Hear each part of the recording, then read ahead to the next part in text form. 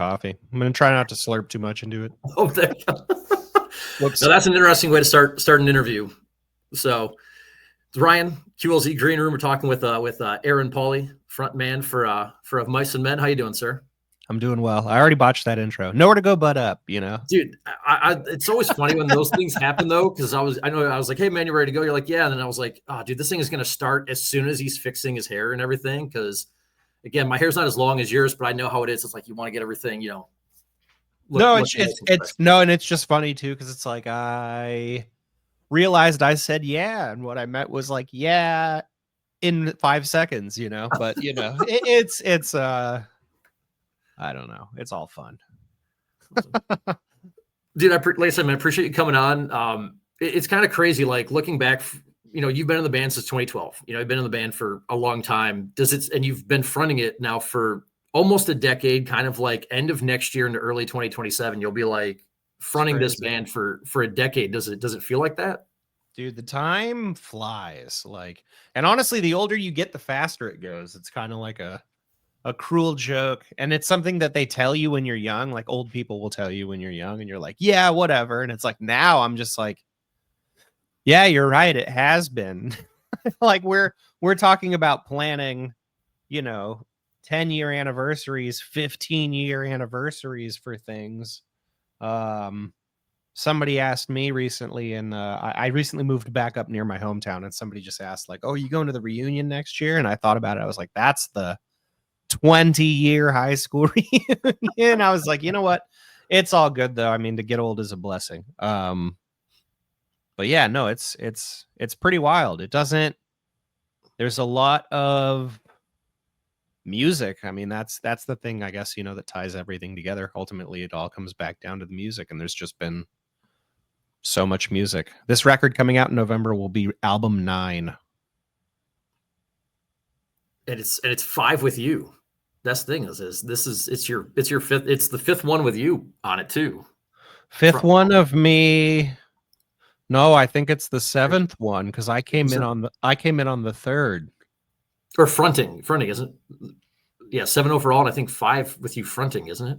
Yeah, who's counting though? Who's counting? You know what I mean? No, honestly, you know, we really, it sounds really corny and cliche, and it sounds like the obvious thing to say, but it's true that we really enjoy making music, and we enjoy the process, and we enjoy the struggle, and we enjoy doing it with each other. So like that is sort of just conducive to just, it seems like we just put out an album every year and a half. Somebody said that. They're like, you put out an album every year and a half. And I thought about it, and I was like, yeah. There's kind of no response. It was just like, well, if there's a label, and thankfully there always has been, you know, we've always worked with like wonderful labels, and this record now is with Century Media, and it's our first with them. But as long as somebody wants to partner with us, then we'll keep doing it. And if nobody does, then we would probably still keep doing it. Cause I mean, we do all the records ourselves anyway in-house. So, yeah, I don't know. It's just, we enjoy doing it. So it's never been a struggle to get us in the studio making music, you know? Is it simply as that for why you continue to make the full-length albums? Cause you look at, you know, when you started, I mean, I know you've been in bands for 20 years at this point, and we interview a lot of up and coming bands here on the station, and a lot of them do the singles game because it's kind of, you know, it's expensive to do everything, and unless you have the skills to do a lot more stuff yourself. So for you, is it just simply why you guys decide to keep making full length albums? Obviously, you know, Another Miracle is out here in November, like you mentioned. It's a full length. Does it simply just come down to that, even though the music industry has changed quite a bit here? Kind of, but like the honest answer, truthfully, is that it just comes down to however the label wants to release it. Because ultimately, I delivered, you know, 12 master songs in what we decided later as a track listing, which then we decided on the album name, then figured out art, sort of in that order. So it's like it becomes an album at that point, you know, versus, you know, when we did the Echo record with Sharp Tone, we released that as, you know, like EPs basically. And that was basically us doing a record the same way we would do a record. It's just as we finished a chunk, we would just send it off to the label and then put it out. To be honest, from an artistic standpoint, that's more fun because you're sort of having a more immediate conversation with your fans. You know, you're sort of putting something out. Music's an expression and it's the universal language. So I always say it's like communication. So it's a more, that to me is kind of like text messaging, you know, when you're dropping singles versus I'm going to sit down and write a lengthy email or I'm going to write a lengthy blog post or something like that, which is more of a full length. I think both have their time and place, but I personally really liked the sort of immediacy and urgency. And then it was cool because as we were dropping the first EP, we were just finishing up the second, but hadn't finished it yet. So we're able to get feedback from the first one, apply it to the second, then get feedback from the first two, apply it to the third. And then by the time that's a record, people are like, we like this. And it's like, well, yeah, because you kind of led, you know, because for us, we make music. The process is what we enjoy. Mhm. There are some bands and artists that will say like, well, we make music just for us and we make music for our fans. The process and how we do it is the selfish thing that we do for ourselves. So like, we're always keeping our fans in mind with what they want. And we're not just doing strictly what we want at, you know, at their expense or whatnot. Because we enjoy the process. Yeah. And I think the first two singles you guys have released from this, obviously the title track came out a couple months ago. I know you guys are releasing something here. So this interview will be out tonight, tomorrow. I know the 18th. So just around the corner, you guys have another song coming out. Wake Up is the song that came to radio. So I think, you know, you guys mentioned, you know, I think the old school fans are going to love the fact that the title track just hits you right in the face and it's hard hitting, it's screaming, it's heavy. You know, Wake Up is obviously the polar opposite of that. It's still got its heavy parts to it. But you told me before we got going, that's a special song for you. So putting this all together and before the song was even released, why, even before it was out there, why was it special? You know, there's certain things. So the way that we get together and we make music is because we all live separated from each other in different places in California. And we started doing this even before the pandemic. We would do this as pre-production for records where we would then go into studios and re-record them. But we would basically all independently work on music and different ideas because we all know how to work recording software, you know, to a capacity where we can literally work on our ideas, each other's ideas. So then we basically upload everything to a Dropbox and then we get together on Zoom and we listen through everything and kind of, you know, you're able to sort of see everybody's faces and we're all like, we've been doing it with each other for so long that like we already can kind of know what each other's going to be excited about. But when you can actually visibly see everybody hear an idea and go like, oh, that's cool. It's like, all right, cool. We mark that. That goes in a separate folder. And then we have that folder full of ideas. From there, then we start working on those all together and then sort of building those up. Wake Up started as a sample. I want to say it was like an under 1 minute sort of loop of the acoustic guitar and a little bit of kind of what you hear as the accompaniment in the very intro of the song. And then it had a little bit of kind of a verse chorus thing. And it was just really short, but I don't know, something about it for me was really, really exciting. I've always been a fan of like 90s alternative music, you know, especially like Alanis Morissette. Like we called the demo of that song Alanis, which is actually like that's a little bit of a little bit of lore, but Nice. And also we actually asked her to sing on it. She said no, but Really? her management said no, but we got that far. Yeah, it's you know, you can dream. Yeah, you know, you don't know if you don't ask. Yeah, yeah, but you know, it's very much inspired by that kind of that free flying kind of 90s rock anthem-y kind of anthemic kind of aesthetic, I guess, if you will. But I don't know, I really wanted to just sort of turn it into something. And so then me and Tino kind of on the side built it up a little bit, just the instrumental of it. And I was like, all right, let me kind of sit with this and figure out what to do with it vocally, because it is a little bit, it's like a little, it's just different from like what Of Mice and Men would typically do. Once I got some vocals on it, it was just like, oh yeah, dude, we definitely like, when we're all excited about something, we have to like stand by it, even if it's not the thing that we're known for. You know what I mean? Because the record, there's also 11 other songs on it. Yeah. So if that's not your cup of tea, I'm sure you're gonna like at least like 6 or 7 of the other ones that are very much going to be your cup of tea. But I don't know. I'm really excited for the new record. Everyone that's heard it, that we've shared it with, because we have like a group of fans that over the years have become friends and whatnot. And it's like, I've shared the record with people and they all say it's like, it gives them kind of Restoring Force vibes, where there's a little bit of everything for everybody on it, but it all has this sort of sense of urgency to it, I guess. How many videos do you guys want to put out as well? Because obviously there's a video for Wake Up. There's a video for the title track.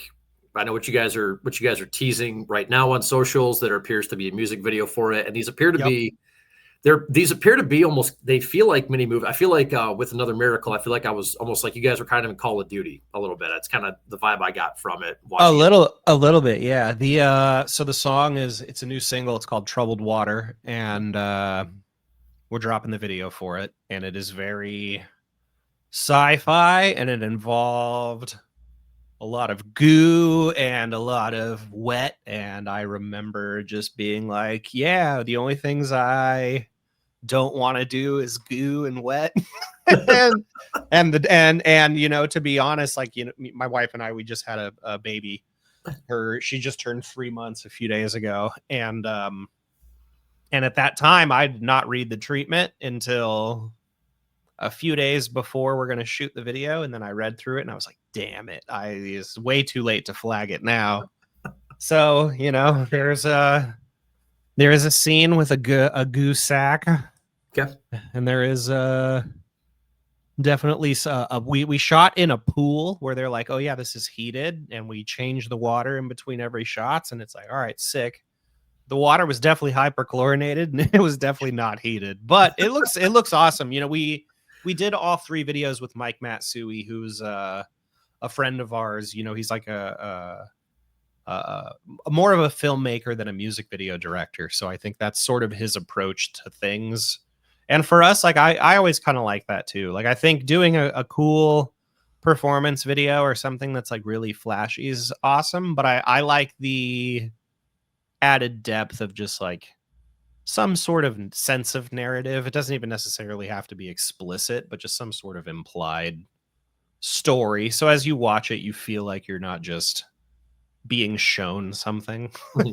You actually feel like you're watching something develop a little bit, like you're part of it, Do you have like your own like Neo from the Matrix with the songs coming out this week? You said that you're in a sack and you kind of come out of it. Are you kind of like your own like Neo here? Oh, I do not do any like flexibility stunts or anything that. No. I was trying to think of it. No, I mean, we all definitely went really like we went really hard headbanging and whatnot, like for the performance, because we all the next day, me and Tino had to fly back up to Northern California, and it was like, oh yeah. I feel yesterday. I feel all of yesterday. Every note, every second, every thrilling second. And it's wild too, because it's like, it's a sub 4-minute video. This 20 hours of shooting or something. Oh my gosh. With however many hours of editing and then color grading. And it's like so much goes into it. It's just like when a band flies out to a festival, like we're doing Louder Than Life this weekend.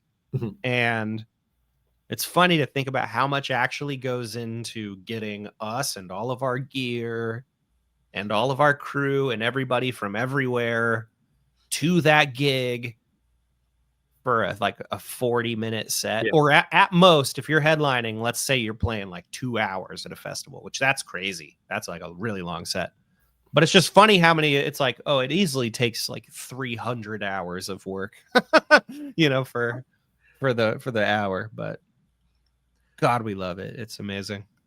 Yeah, outside of playing festivals, I'm kind of glad you brought that up. What's your favorite aspect about festivals? I mean, it's always fun when you can get like being in radio and kind of being out and about and interviewing people out there, it's always fun to talk to them. Like, you're playing a 30-minute set, 45-minute, what are you doing kind of with the rest of your day? So outside of you playing, what else do you look forward to? Like when you go to festivals, as a band?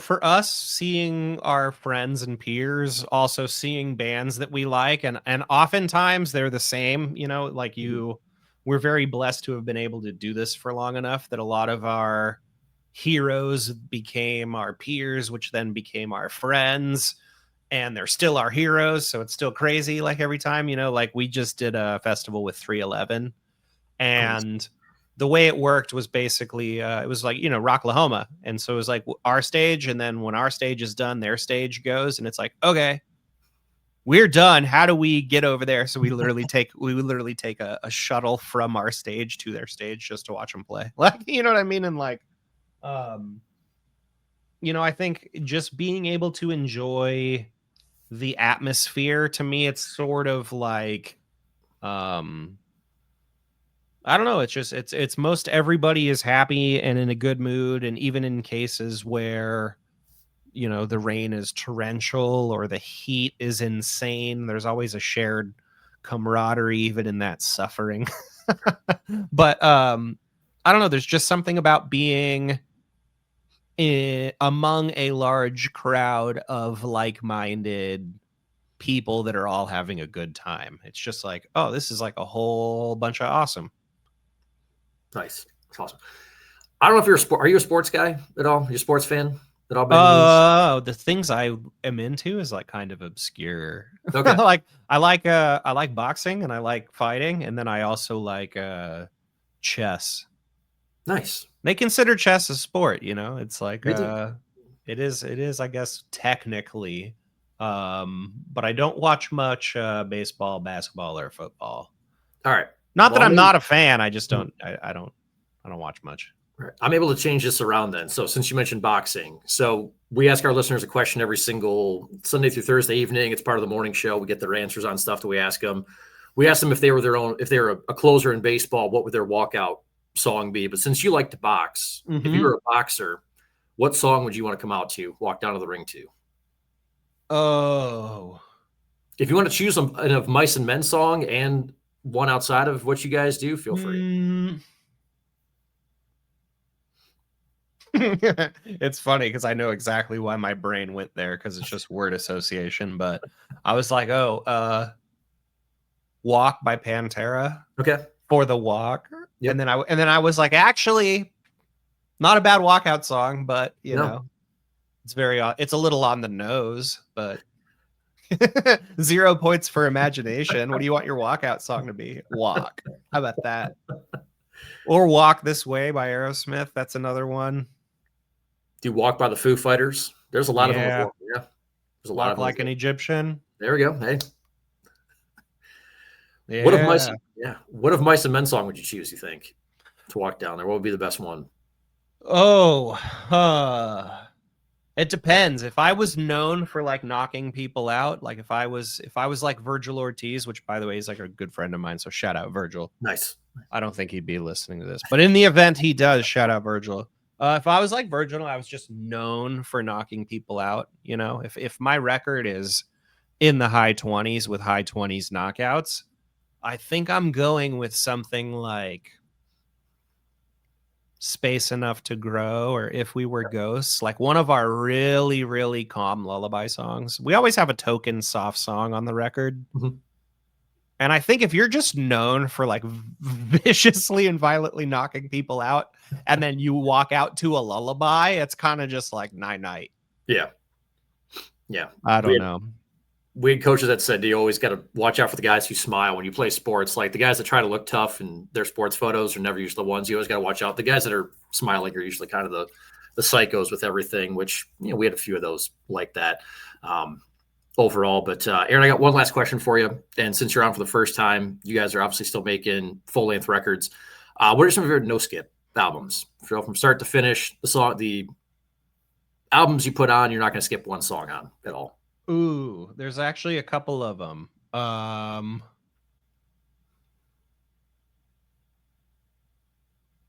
There's a few of them actually. I would say Lateralis by Tool. Anima also, I would say. I'm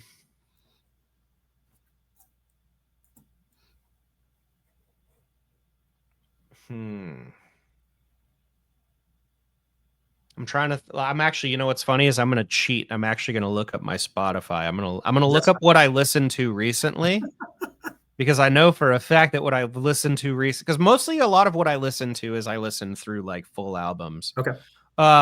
Okay. Mars Volta, Deloused in the Comatorium. That's definitely a no skip record. The first A Perfect Circle record is a no skip record. I'd say venturing out of rock, like the Spirit World Field Guide by Aesop Rock. It's probably a no skip record. Mad Villainy is a no skip record. There's a lot of them. I mean, dude, to be honest, I feel like certain artists are really conscientious about the way that they put their albums together, especially artists that aren't necessarily super single centric. And it's like, maybe it's because I enjoy the format that I probably have a pretty lengthy list.